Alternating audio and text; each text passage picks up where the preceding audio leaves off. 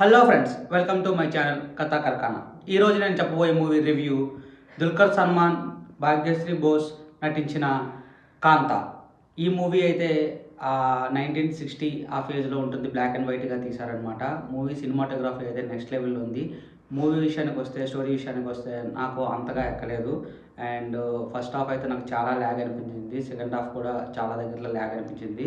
Story విషయానికి వస్తే story అయితే బాగానే ఉంది. కాకపోతే ఆ 1960లో సెటప్ చేశారు కాబట్టి ఆ ఎగ్జిక్యూషను, ఆ సినిమాటోగ్రఫీ, ఆ లైటింగ్ అవన్నీ చాలా బాగున్నాయి. కానీ నాకైతే చాలా ల్యాగ్ అనిపించింది.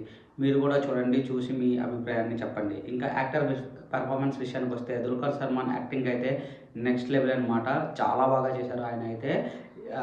చాలా ఎక్స్ట్రాడినరీగా ఉంది. అండ్ భాగ్యశ్రీ బ్రోస్ కూడా తన యాక్టింగ్ అయితే చాలా బాగా ఉంది. అండ్ చాలా మిగతా మూవీస్ కూడా పోల్చుకుంటే చాలా స్కోప్ ఉన్న రోలు తను కూడా చాలా 100% ఇచ్చింది.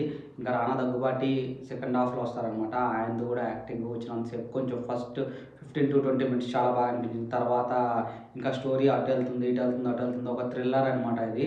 సో ఆయన ఇచ్చిన యాక్టింగ్ అయితే ఇంకా వచ్చారు. అండ్ సముద్రకని యాక్టింగ్ కూడా చాలా బాగా చేశారనమాట. తన యాక్టింగ్ కూడా నెక్స్ట్ లెవెల్ అని చెప్పాలి. ఈ మూవీ నాకు ఎలా అనిపించిందంటే అందరూ తన యాక్టింగ్స్ కోసం తీసినట్టు అనిపించింది. స్క్రీన్ ప్లే అయితే అసలు గ్రిప్పింగ్గా ఉంటుందండి. స్టోరీ అయితే ఇది ఒక థ్రిల్లర్ అనమాట. And cinematography next level. And Selvamani కూడా డైరెక్షన్ పరంగా వస్తే కొన్ని షార్ట్స్, ఆ 1916 ప్రజెంటేషన్ అయితే నాకు చాలా బాగా నచ్చింది. కానీ చాలా పేషెన్స్ మీది స్క్రీన్ ప్లే చాలా ఫాస్ట్గా ఉంటుంది. చాలా ల్యాగ్గా ఉంటుంది అనమాట. సో నాకు అంతగా ఎక్కలేదు. ఇంకా బ్యాక్గ్రౌండ్ మ్యూజిక్ జేక్స్ బిజాయ్, తన మ్యూజిక్ అయితే కొన్ని దగ్గరలో బాగానే లేపారు. మ్యూజిక్ పరంగా ఓకే అనిపించింది. సాంగ్స్ ఒకటైతే నాకు బాగా నచ్చింది. అండ్ అంతేగాని సినిమా అయితే నాకు అంతగా ఎక్కలేదు. మీరు కూడా చూడండి, చూసి మీకు ఎలా అనిపించిందో కింద కామెంట్స్లో మెన్షన్ చేయండి.